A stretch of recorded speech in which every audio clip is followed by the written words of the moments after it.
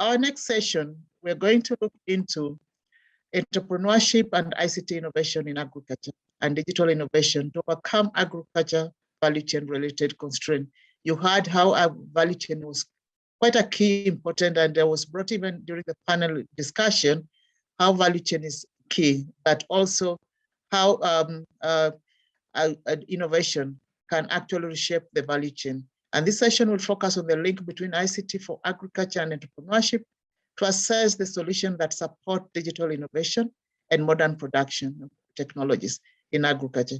And also we'll explore the environmental solution to foster networking and engaging around entrepreneurship, innovation, and agriculture.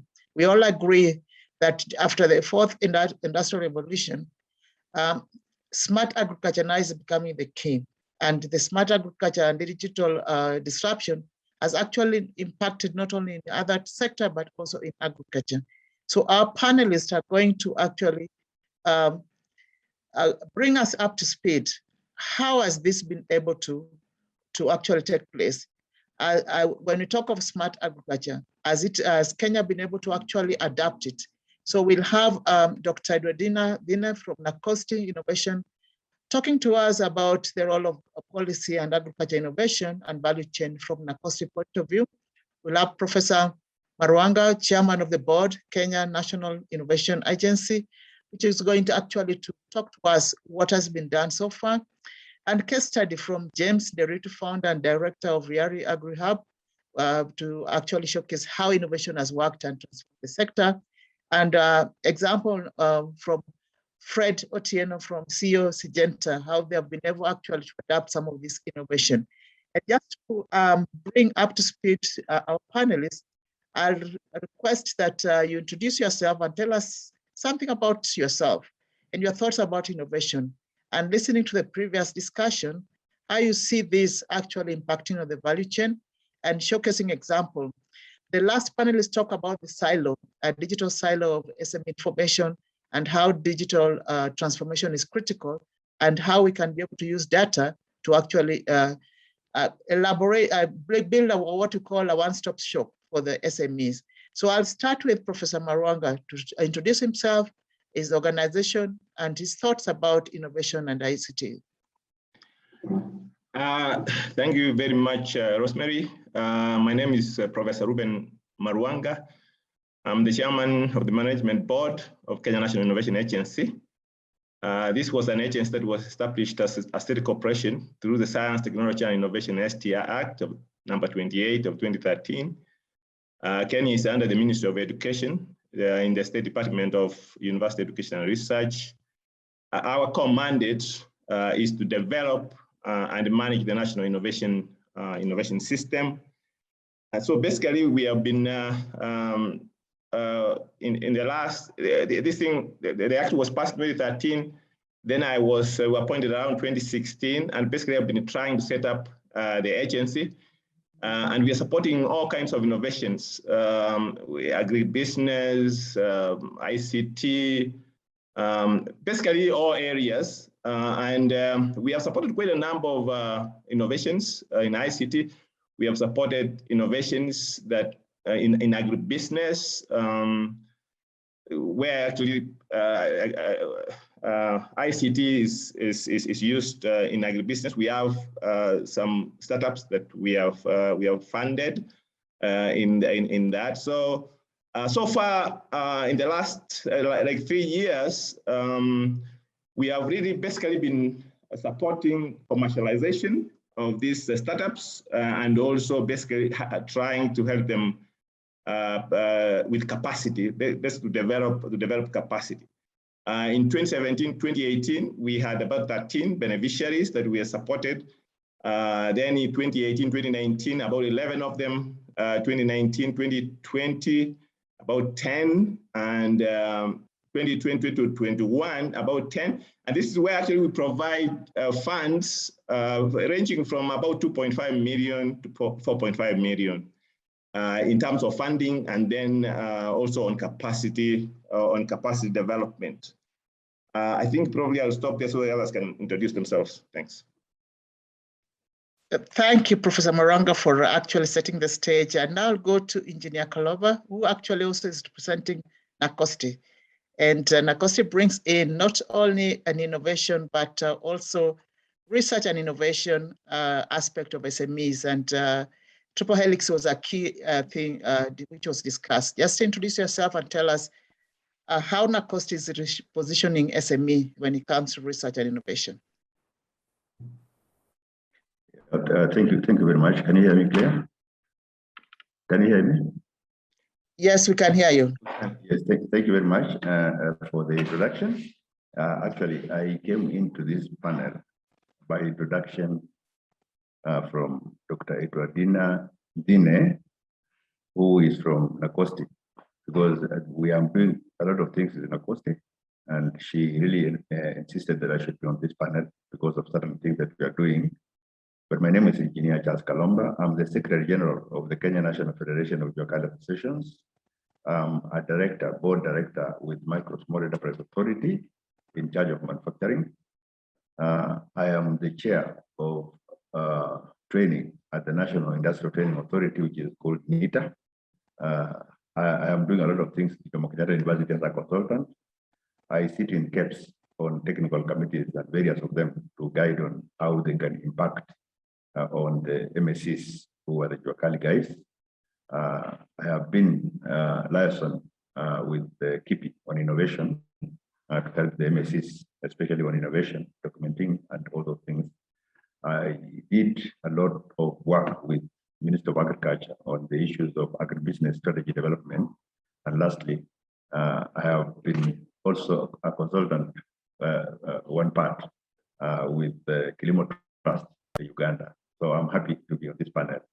Thank you very much. Thank you, Engineer Kaloba. And actually, I'm glad that you're presenting the training aspect, especially when it comes to NACOSTI. And there's many questions that we are going to ask you because capacity building is key. And Geocali has been one of the key things that has been used globally to actually develop the gig economy.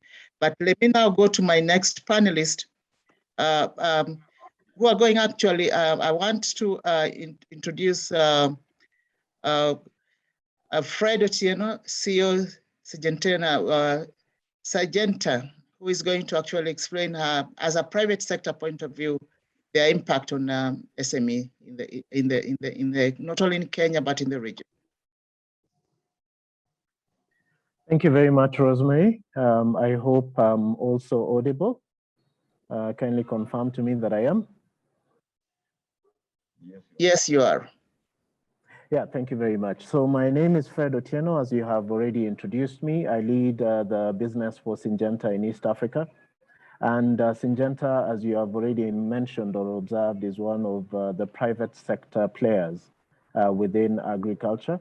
And we are one of the leading agro-technology companies. And we look at agro-tech in a number of ways. One, in terms of ensuring that our farmers have the right input. So this is input that is fit for their crops in this region, inputs that responds to the current real challenges of the farmers in this region. At the same time, we also ensure that we look at new technologies that are able to ensure that farming is more sustainable. So the right products to protect pests and diseases for our farmers. As we all know, diseases and pests are not static. They're always evolving. And as they evolve due to climate change or any other reasons, they could even be brought in from elsewhere. For example, we ensure that we have the solutions that can be able to help farmers tackle those issues and thereby ensuring that we have, sustainability of yields. To other extents also, we look at ensuring that we have seeds that are good for farmers, higher yielding seeds to respond to challenges of how best we can feed our country. And then lastly, we look at solutions or innovative solutions working in collaboration with other partners to ensure that we also help our farmers get their productivity more efficiently. So for example, areas such as aggregation, areas such as market information, areas such as information access, so that our farmers can be able to know, the new technologies that they can use. And lastly, as the other session talked about, ensuring that we also link farmers to financial solutions that can help them be more sustainable. So we look at it as a holistic ecosystem, as a private sector players, and we also collaborate with as many as are on the panel to ensure that eventually it's all for the success of the farmer and eventually to feed our nation. I think that's what I would say at this point in time. Back to you, Rosemary. Thank you. Thank you for that, those remarks, Fred. Dr. Edwardina, are you with us to bring us the research perspective from NACOSTI, especially the innovative research? And Rosemary anticipated we may not have Dr. Edwardina, but I believe we've not heard from Engineer Kalomba. We've had Engineer Kalomba, yes. Yeah, fantastic. Okay, so I think Dr. Edwardina is great. I'll move to James Derui, who is going to give the founder and director of Riari AgriHub, to showcase how actually innovation has impacted and transformed the sector. Thank you, Rosemary. My name is James Derui. I'm the founder and the director of Riari AgriHub. This is a registered company with KEFIS. We are a certified seed potato producing and distributing company. We are in Nyandarua County, Nakuru County, and Narok County. We specifically major in seed potatoes, certified seed potatoes, with Atco cuttings technology promotion. Atco cuttings technology is a multiplication, rapid multiplication technology whereby it is through tissue culture from tissue culture lab. Then we take the materials to the greenhouse and then we transplant them to the open field for bulking, for seed bulking. This is a very new technology. I think it was introduced by CIP, International Potato Center, in 2018. But fortunately, I was one of the uptakers of the technology here in Nyandarua. And we have, in 2018, we always had a deficit of 90% of supply of a certified seed. But now in 2021, we can see that deficit is still decreasing. We are at around 85 by use of this Atco cuttings technology. I think we shall discuss more later. Thank you. Thank you, thank you. And my first question will go to Professor Maragwa. And from what you discussed, from what you actually brought out, that how the sector, Kenya has been able to support the startups starting from 2018. I can now say in a total of 2018, 13, 9, 10, 10. What are some of the new innovative approaches that some of these startups has been doing, and what have been actually opportunities as the chair of the board of Kenya? Have you seen this innovative work setting stage for the SME sector? Thanks, Rosemary. I hope you can hear me. Yes, we can. Yeah. As I mentioned, Kenya's really mandate, as I say, is to develop and manage the national innovation system. And obviously, then we are really talking about supporting startups. From basically even proof of concept, then moving the product or service from proof of concept, and then taking them to market, which is basically commercialization. So we have supported quite a number in terms of proof of concept. We usually give them up to maybe around $1 million shillings, just to prove that this idea or this service can work. And then after that is when they can actually apply to this other program which we started in collaboration with the Royal Academy of Engineers of the UK, which is basically commercialization. So the ones I actually gave are the ones that are products or services. And the next stage was basically commercialization, taking the products and services basically to market. And that's why we are able to give them these amounts of money. Obviously, the biggest problems that startups have is money, one, and then also issues of capacity. Now, the agency has been a new one. In fact, we were able to employ the first substantive CEO last year, so it's actually about a year old now, and it's when we really started moving with a lot of these programs. So a lot of these startups actually, like the ones, there are a few I could mention that have done very, very well. Companies like Masiwa Plus. This is a company that has a milk cooling system. It helps farmers in rural areas to reduce, for example, spoilage, spoilage of milk. And with this, they also collect a lot of data so that it can inform basically the farmers. We have another company called Uchusi Klimo Soil Kit. This one develops sensors and collects farm data. It has farm data analytic tools that we gave, and so still doing well. And then there's another one called Safi Organic Fertilizers. It's developed technology that downsizes and decentralizes fertilizer production, actually for village level implementation. Is also doing pretty well. That one. The other example is bacteria from animal waste. Another startup that developed this technology. We're providing alternative, basically providing alternative. This is an alternative to antibiotics used in livestock. So rather than use antibiotics in livestock, you use this bacteria from animal waste. The other one is another one called Kula Organic. That is a solar-powered remote PI management system, basically using information technology to collect a lot of data from beehives so that they can. So that farmers actually can manage their beehives well. These are just a sample of these agribusiness farms that we have had. Now, as I said, issues usually have to do with but the problem they usually have is funding, and also then issues of capacity is an issue that we have been having a big issue with.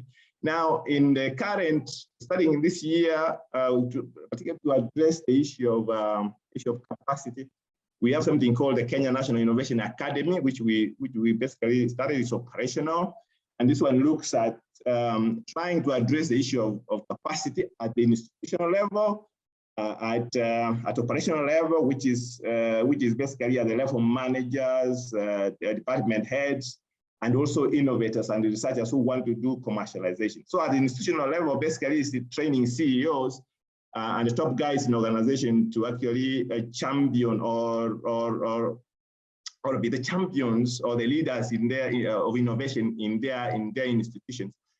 At Kenya, we really believe in the triple helix, where we have the private sector, government, and academia working very, very, very closely together. So this institutional level capacity building, we try to collaborate or create this network so that if there is a private sector is working with the government, is working with academic institutions to be able to develop innovation in there at the farm level.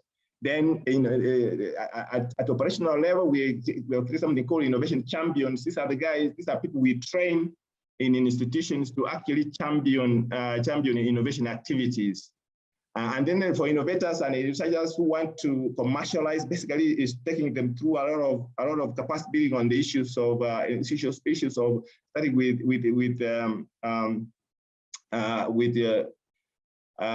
how to protect their intellectual property rights, how to protect their ideas, their innovations, issues of marketing, issues of finance. How do you go about that? We have done quite a number of trainings on this. Now, quickly, going forward, we have a lot of other things that are coming up. We want to do a national report, which will be coming out in March of 2020, what is called the National Innovation Outlook Report. We basically is collecting data. We have partnered with the UK government to do that. And then by March also, we want to come up with a framework and a strategy to effectively manage the network of innovation hubs. Right now, innovation hubs, including incubators, basically happen. There's no framework within which they are happening. You just come up an incubator or an innovation hub. There's really no framework on which that is happening. So we are coming up with that one. Then we also want to do a national innovation commercialization guidelines, which also be unveiled by March 2022. These are very specific guidelines that will help innovators to be able to commercialize their innovations. And the other one is also innovation policy that is also coming up by June 2022 that we are trying to basically put in place so that we have a proper national innovation policy that will support the innovation process. All this also will be discussed. We're coming up with the Kenyan Innovation Week that comes up in December between the 6th and 10th this year. This will be really a national event where all these things will be discussed and actually bringing all innovators, all players, all stakeholders into this process. I think I'll stop there. Thanks. Thank you. Oh, very eloquently put. Innovation Week coming up and innovation policy that Kenya will be adapting, such that we don't work like we are walking in the forest without a direction. And also the fact that you are recognized the copyright of even the startups that have already been done. Engineer Kaloba, there's this issues of capacity building, and Nacosti has been key in now actually navigating through research. And you talked about the Jua Kali and how you've been able to build in certain training models for Jua Kali. Can you just link to us how these innovative approaches has been done, especially from Nacosti point of view?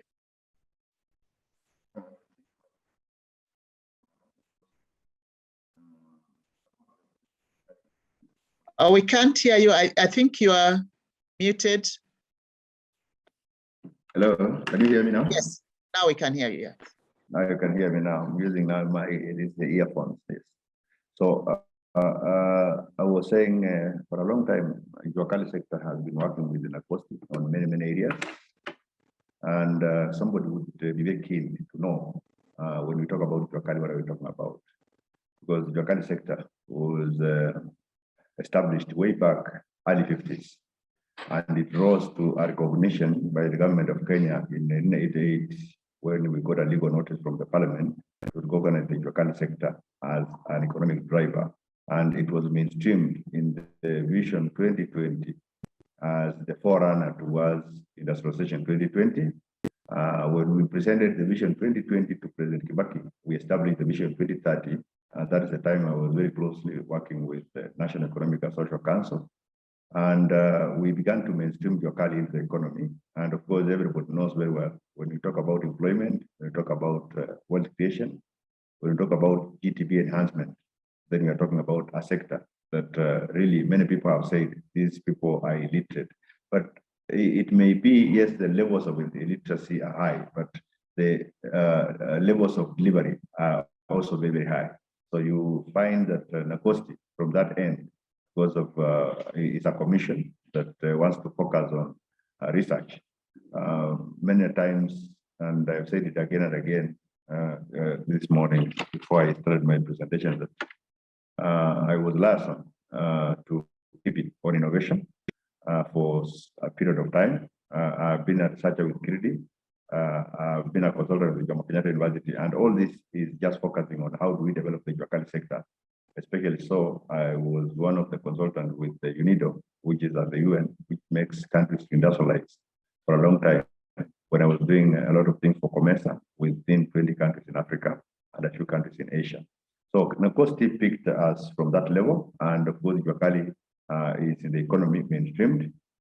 So what we are doing with Nacosti, especially so in the recent past, we've partnered with Nacosti on the issues of developing the Jua Kali to be able to service the Kenyans in diaspora with products, and especially so on agriculture. Kenya is an agricultural backbone, but without the issues of value addition, and the issues of branding and labeling and packaging, then the product from agriculture remains just an ordinary product.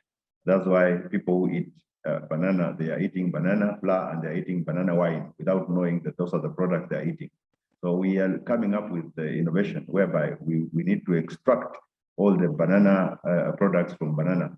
You look at coconut, Kenya is the #1 in flour farming, and we are using cocoa pit from Sri Lanka, which is an extraction of coconut.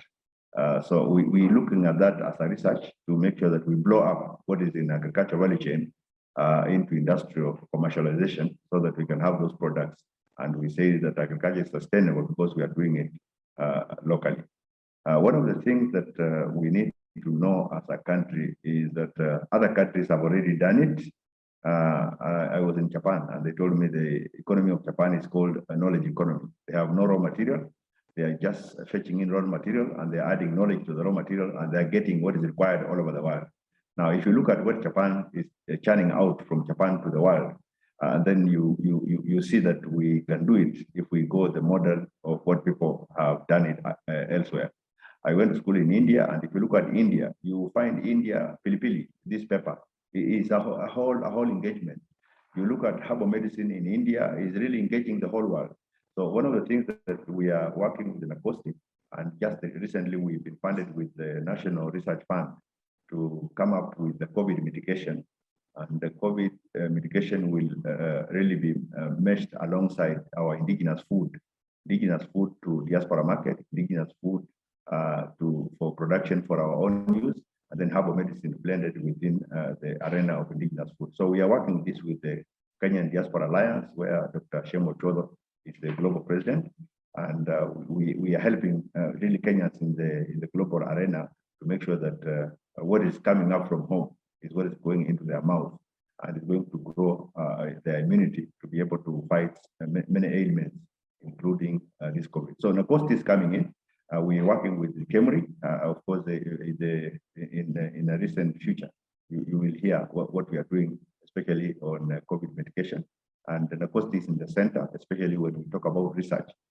We brought about 5 universities into a consortium just to work together on certain areas to make sure that agriculture works for this country. When I was in India, I was told that agriculture is in 2 words. It is an agribusiness culture. If you don't have the culture of agribusiness, agriculture becomes very ordinary because then you cannot get what is demanded into the market and you will not be felt. So what we need to do is to get that culture and make sure that we are going the way other people have gone. I was one time a consultant with ASCU, which was Agriculture Sector Coordinating Unit, where we developed the agribusiness strategy of Kenya, which was launched by President Kibaki. Now, if you look at the Kenya agribusiness strategy today, we need to look at it and interpret it now into simplicity and say, why is sisal rotting in the farms when we need fiber? Why is sisal rotting in the farm when we need the cake from sisal to make even insecticides and to make even our own fertilizer sustainable system to fertilize this country? So then we will take agriculture to get the farmers into sisal farming.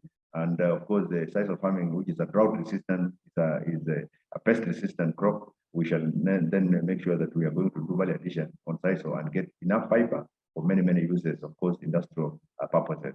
So for me, this conference, why Dr.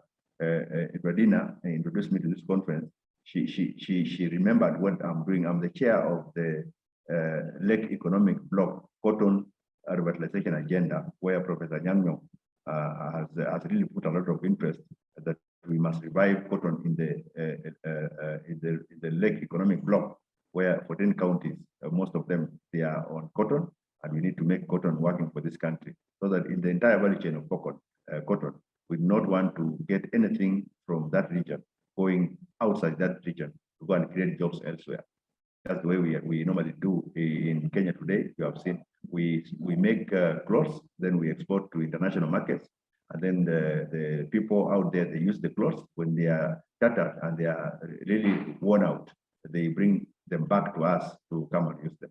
So we are trying to reverse that trend so that we make sure that agriculture value chains are interpreted into value addition and products that can go into other markets. So I think I'll stop there and wait for further steps as we go forward. Thank you very much. Thank you, Engineer Kaloba. And I like the way you took us back to 50 years about the Geocali. And 50 years later, we didn't know that we are sitting on a resource that now globally is being referred to as a gig economy. And what has been lacking is actually knowledge and capacity and access to market and how we package our products into a global consumption. And Fred Otieno talked of the whole idea of agrotechnology. As agrotechnology company, the access to information, access to market, access to quality seed, using actually digital tools. And Fred, can you give us example? Because many farmers, especially like in the Rift Valley with the maize seed, has been saying sometimes they get what we call fake seed that doesn't produce what they want and they don't know how to actually access the market. How has Syngenta been able to work with the farmers, especially in the region, to get quality information? But what advice can you also give the session, especially in line with what Engineer Kaloba and also Professor has talked about? Yes, thank you very much, Rosemary. I think there's quite a lot that is in common with what has already been mentioned by Engineer and Prof. And I would say that at Syngenta, we believe that to transform our sector, especially in the small scale business, we believe in a 5A model. And 5A model touches on some of the things you just mentioned. Just to highlight them would be one, awareness. So how do we build the awareness or knowledge of the farmer so that they know that they're using the right seed, they're using it at the right point, and using the right crop protection to protect their crops. That's one thing. The second one is about availability. So once they are aware about what they need, is it available? Is it accessible to them? How do we work with the retailers to ensure that that is available? The third A is about affordability. Which has been also spoken about. So once somebody is aware about what they need, are they able to afford it? Is financing available for this farmer to be able to do what they need? The fourth A is about aggregation. So now that they've applied what they need and they're able to then get good yields, are they able to aggregate? Are they able to bring it together in a way that then enables them to access the market? And then lastly, is market access.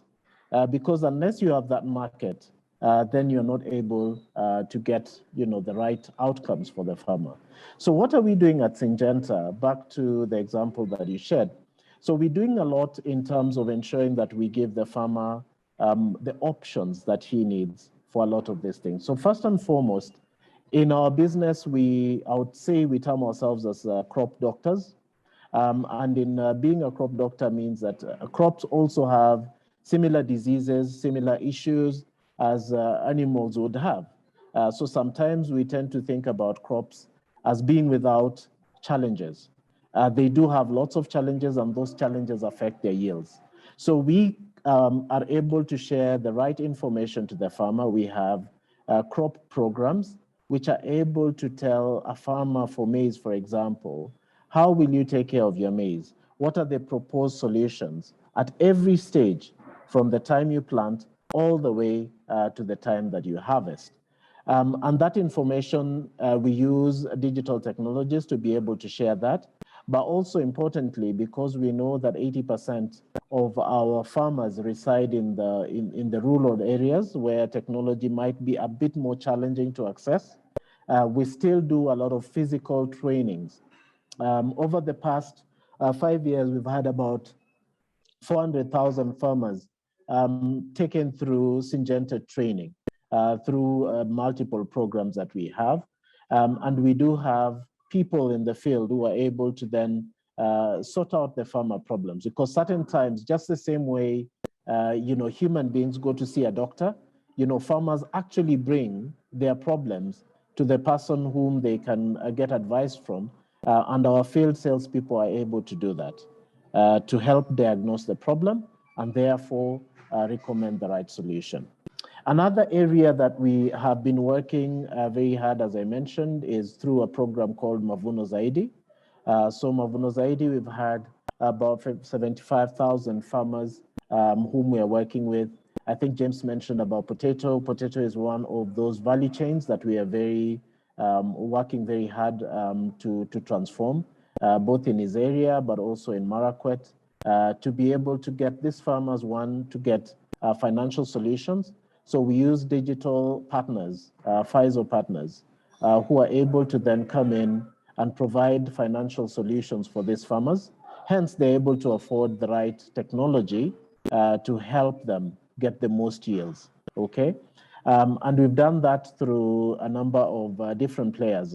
Banks, currently, we work with KCB, we also work with Equity Bank to be able to connect farmers to, get their yields basically sorted out by financial opportunities. We've also worked with fintechs in the past who are able to then work very closely with the farmer to understand what is the business concept in terms of their value chain, what are the needs from funding that they require for their potatoes, and therefore how much will they be able to yield at the end, both in terms of physical yields in volumes, but also monetary yields once they access the market. I think those would be apt examples of what we are doing. Lastly, I think I would want to mention something that Engineer has mentioned, but also has been mentioned in the past session, is that at the end of the day, we need to consider how do we link agriculture into manufacturing as a key enabler to driving the multiplier impact of agriculture. I think in Africa, holistically, we've been known as raw material or raw goods, distributors or manufacturers. And eventually it really ends in the raw goods, but the value addition is a very critical component if we are going to get the farmer to earn more from what they produce. So ensuring that there's collaboration through intellectual property, farmers can bring their produce together and value add in a way that then can give them more returns than if they just sold it as raw product. So there's a lot we keep doing, and we aspire to a world where we can do so much more for the betterment of the farmer in this region. Thank you.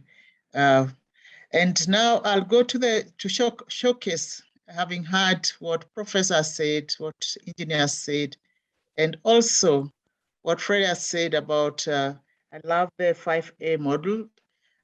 James, have you been able to apply them? And also, what has been your experience as an innovator in the potato market? Just for the participants to know that Kenya's potato is the leading in the world. Can you hear me? Yes, I can. Yes, we can hear you. And with that innovation that James is bringing, it's creating a lot of interest, not only locally, but internationally. And James, can you just showcase out some of the examples from policy, from access to technology, from even some of the credits has been able to work for you in your innovative work? Thank you. First, I want to say that I am a product of good coordination in government entities. What I mean by this is there was a youth program in Kefis and Karo.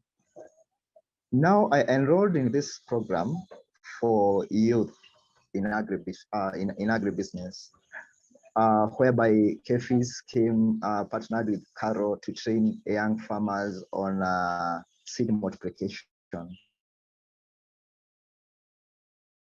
and good agricultural practices in potato value chain.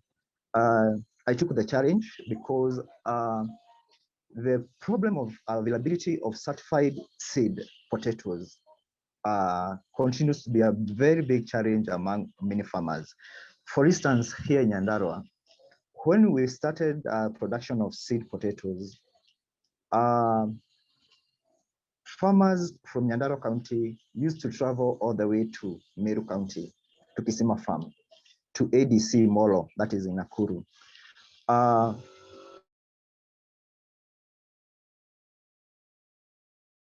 The challenge was availability of those doing certified seed. Now, this technology, cutting technology, of course, it came up with a lot of challenges, even among the farmers who were not to purchase from me the certified. Of course, with as I said, good coordination of government organizations like Caro, there was that promotion and partnership between my company and them, whereby we have kept on training farmers, even with companies, as Fred said, companies like Syngenta, agrochemical companies, whereby we can reach out to many farmers. Because what I've learned from what I'm doing, coordination and partnerships among other stakeholders is key in promotion of any technology to the farmers. The main challenge being acceptability by the farmers, because of course there is a huge knowledge gap, especially in the rural setup. And when I came up, I came up with this aquaculture technology. My aim was one, to increase productivity among the potato farmers. Secondly, increase quality of the produce that they harvest. And third is create awareness on availability of other varieties that are good for processing, good for processing, that are accepted by processors. Like for instance, only one variety that is very common among the farmers in Kenya, and that is Shangi variety. In 90% of the 90% of the farmers will always insist on Shangi. But what we are trying to do with aquaculture technology, whereby we multiply and do seed bulking and introduce new varieties that are of high yield, high quality, and acceptable by the market, especially the processors, whereby we are also partnering with the processors in training farmers, making contracts with them, such that when we introduce a variety, the first question, of course, the farmers will ask, who is the market? So what we are doing is, even as we continue to capacity build our farmers and make the seed available, there is that element of creating market linkage, because at the end of the day, what will make that technology be promoted, or acceptability of your product, it's the market, because at the end of it all, we want to commercialize the business. Of course, your business, and also for the farmer. So the main challenge has been the uptake of the technology, of course, and not only aquaculture technology. Even I know I have colleagues who have come up with other technologies, innovative technologies in agribusiness. But what we always keep on telling ourselves is, let's be consistent in what we are doing. Use digital platforms even to promote, because I also also use digital platforms like Twitter, Facebook, to promote what I'm doing, and from that we get a lot of customers, especially on those platforms. Thank you. Thank you, James, and thank you. One thing that is really also refreshing is to see a young face like you taking up the action of being a farmer and also using technology to actually scale up the product, and talking about collaboration. And youth and agriculture is one of the key areas that has been a challenge within the government. And as we come to an end with this panel discussion, I'd like to recognize the presence of our next keynote address, Emily Mburu, who is from the Africa Free Continental Trade Area. And she'll be introduced by my colleague, Martin Bayer. But I'll go back to Professor Maranga. There's lots of questions that's coming. And I just want to read one or two before, so as you conclude and you give your recommendation as you answer these questions. And one of the questions is from one of the panelists. Let me just a second.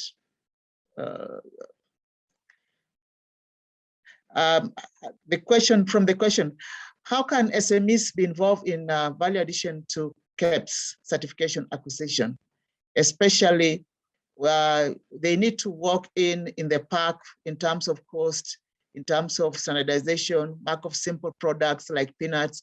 This is Maina, who is actually Mavuno micro industry, from a Mavuno micro industry.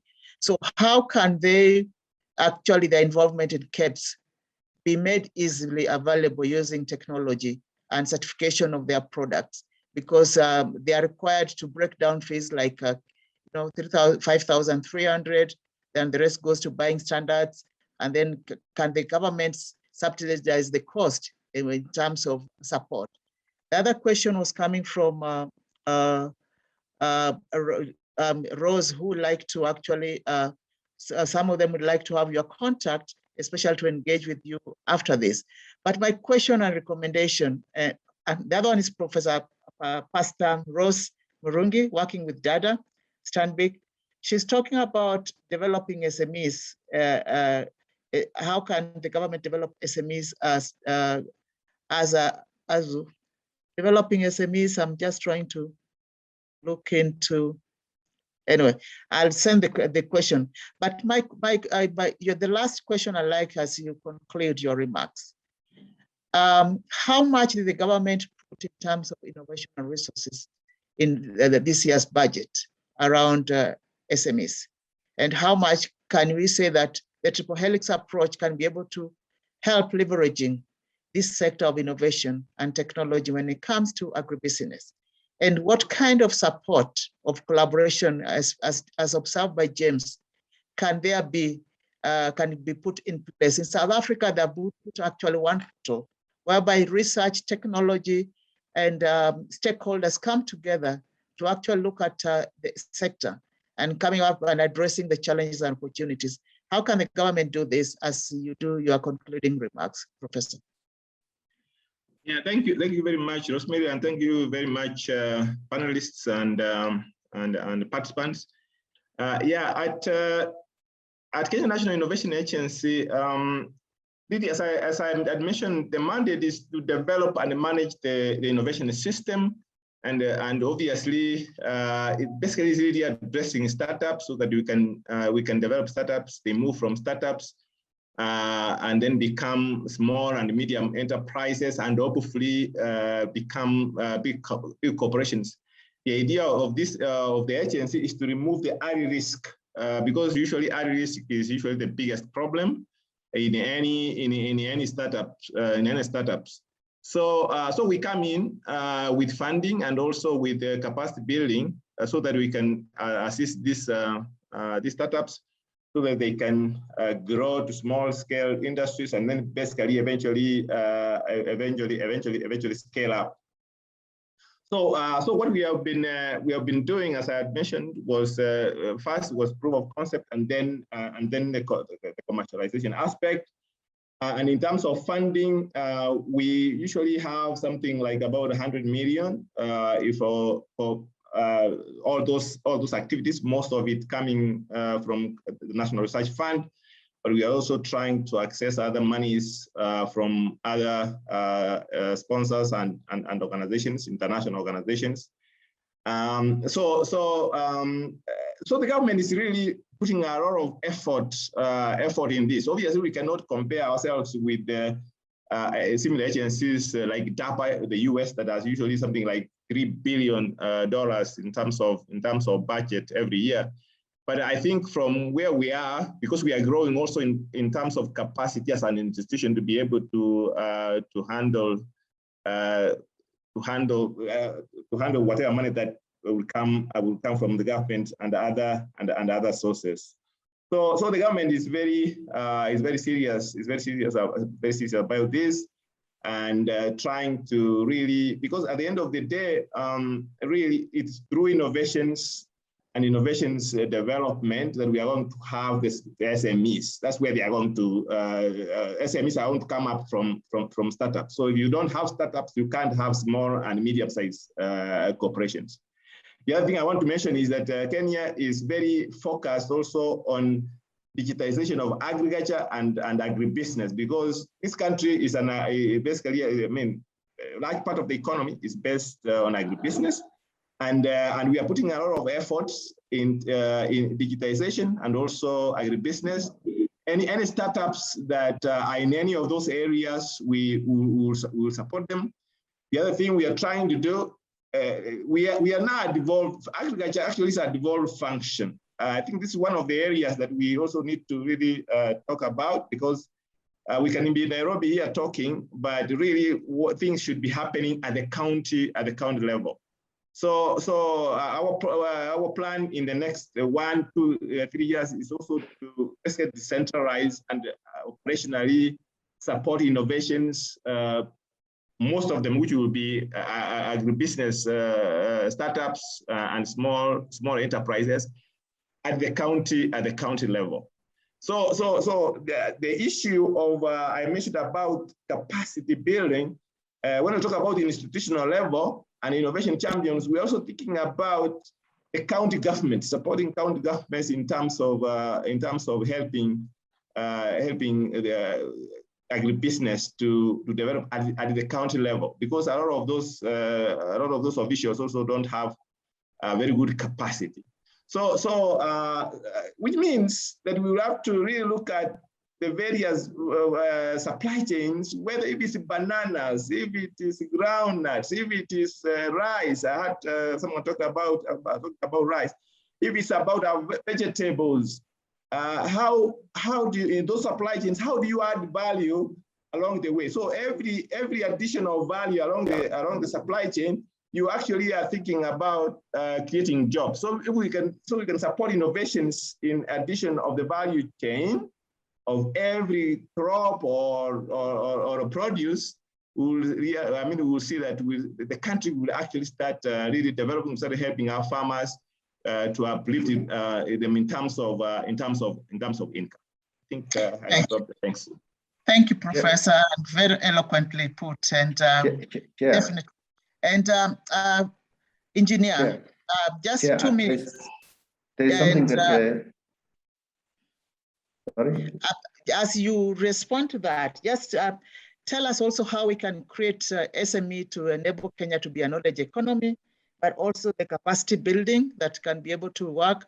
And you talked of COVID mitigation and how SME has been central in COVID mitigation, and yet we've not been able to highlight and put awareness the way Fred eloquently put earlier on. 2 minutes, because time is not on us. Thank you, Chair. I just wanted to echo something that Professor Marwanga said. And I knew what I want to say, he cannot say it. So I thought I should add to what he would have said, that there is lesser political goodwill in development in Kenya. So every public institution established will not get what they need to get to do what they're supposed to do.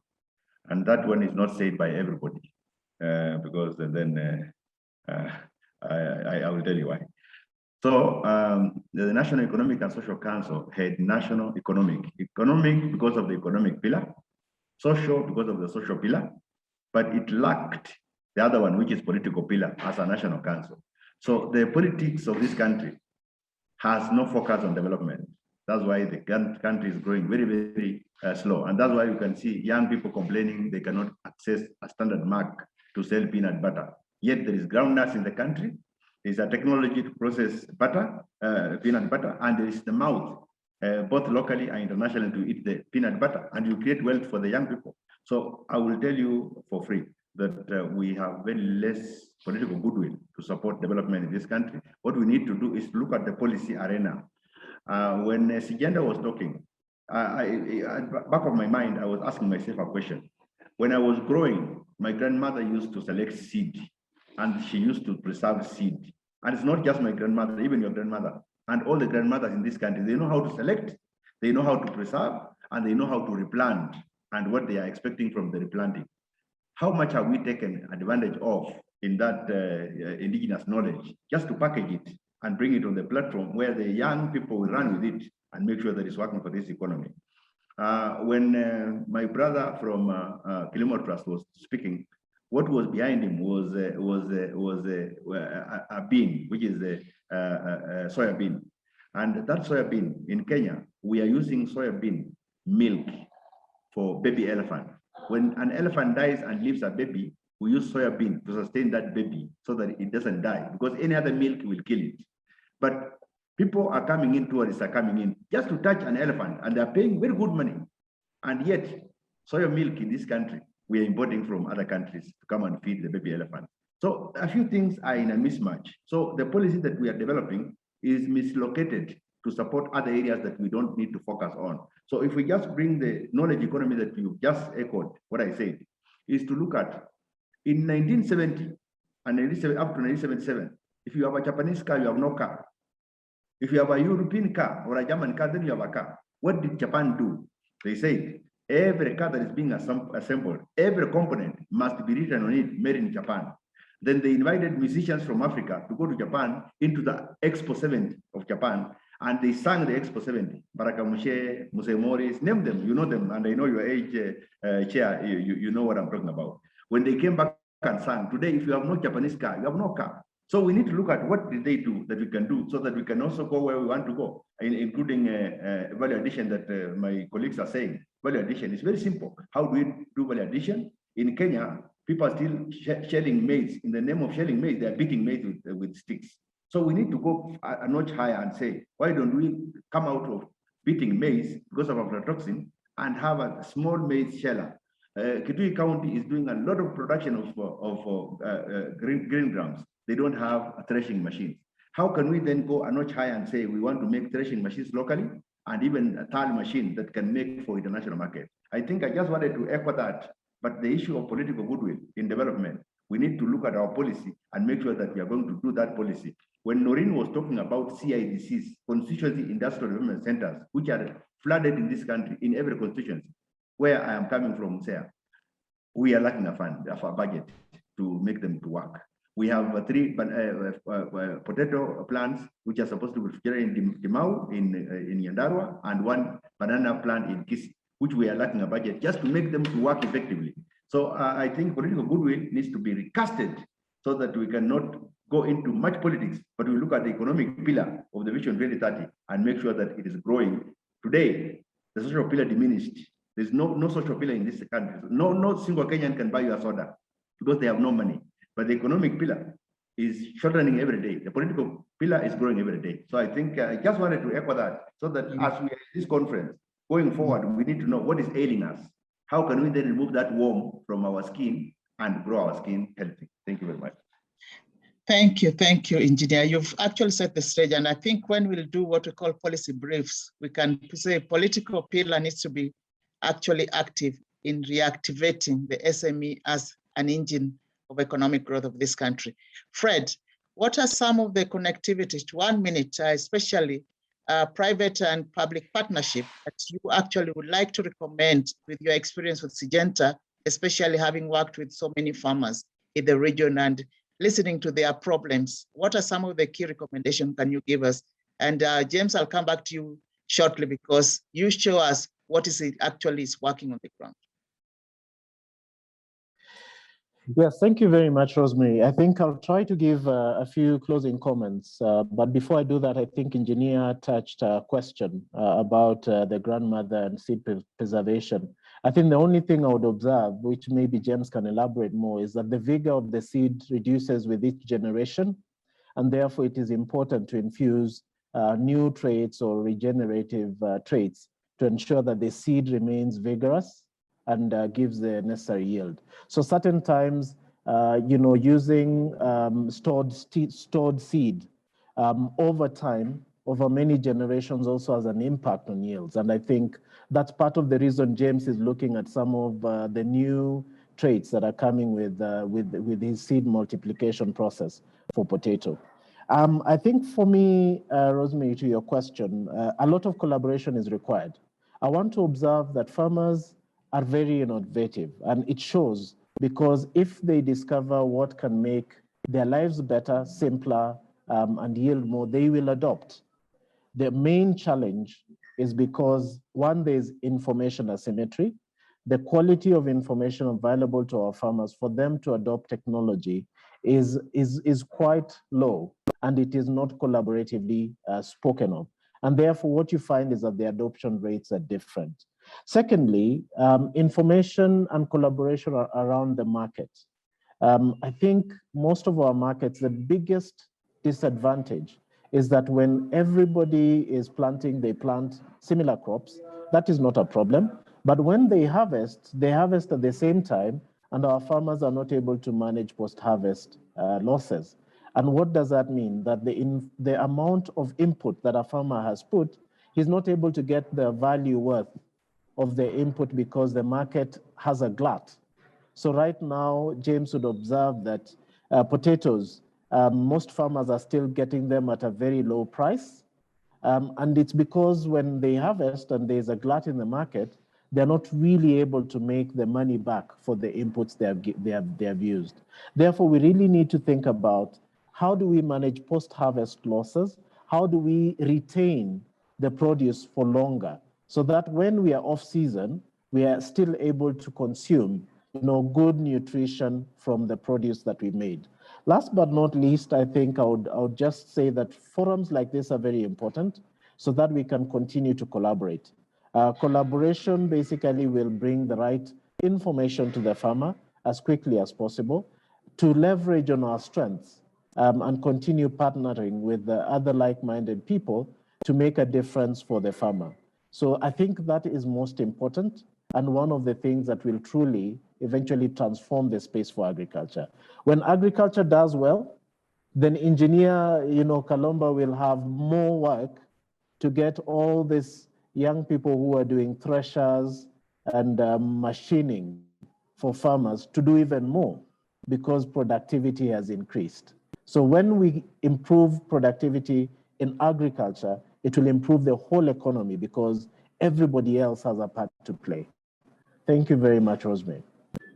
Thank you for summarizing it so well. Collaborative is critical and frequent forum like this, we need it.